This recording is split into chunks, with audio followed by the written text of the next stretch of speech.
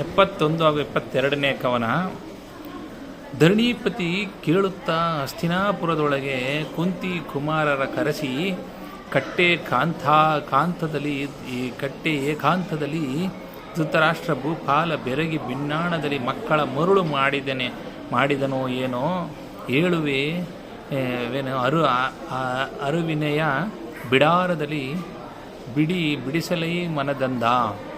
ಅಂದರೆ ಈ ಕಡೆ ಧೃತರಾಷ್ಟ್ರನು ಪಾಂಡವರನ್ನು ಅತ್ಯಂತ ರಹಸ್ಯವಾದ ರೀತಿಯಲ್ಲಿ ಕರೆಸಿಕೊಂಡು ಅವರನ್ನು ಉರಿ ಮನೆಯ ಅರಗಿನ ಮನೆಯಲ್ಲಿ ನೆಲೆಗೊಳಿಸಲು ನಿರ್ಧರಿಸಿ ಅವರನ್ನು ಆಶ್ಚರ್ಯಕರವಾದ ರೀತಿಯಲ್ಲಿ ಒಳ್ಳೆಯ ಮಾತುಗಳನ್ನು ಆಡುತ್ತಾ ಮರಳು ಮಾಡಿದನು.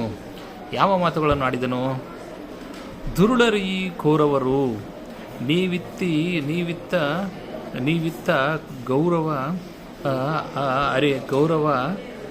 ಗೌರವಾದಿರಿ ಪಾಪಕರ್ಮರು ಪರಮಪುಣ್ಯರು ನೀವು. ತನ್ನವದಿರು ಕುಮಂತ್ರುಗಳ ಎರಳೆ ತೋಳಿನ ಸಾಧು ಸುಣ್ಣದ ನೆರವಿಗೆ ಆವಗೆಯ ಸೇರುವೆ ಅರಸ ಇನ್ನೊಡನೆನ್ನ ಕುನ್ನಿಗಳೇ ಎನ್ನುತ್ತಾ ಬೀಸಿಸಿದ. ಅಂದರೆ ಧೃತರಾಷ್ಟ್ರನು, ನನ್ನ ಮಕ್ಕಳಾದ ಕೌರವರು ದುಷ್ಟರು, ನೀವು ಗಂಭೀರ ಭಾವದ ಸ್ವಾಭಿಮಾನಿಗಳು, ನನ್ನ ಮಕ್ಕಳು ಪಾಪಕರ್ಮದಲ್ಲಿ ಆಸಕ್ತರು, ನೀವಾದರೂ ಮಹಾಪುಣ್ಯಾತ್ಮರು. ನನ್ನ ಮಕ್ಕಳ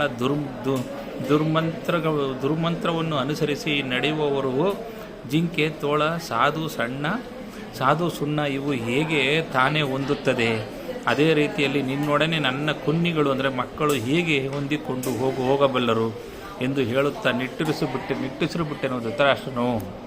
ಧನ್ಯವಾದಗಳು.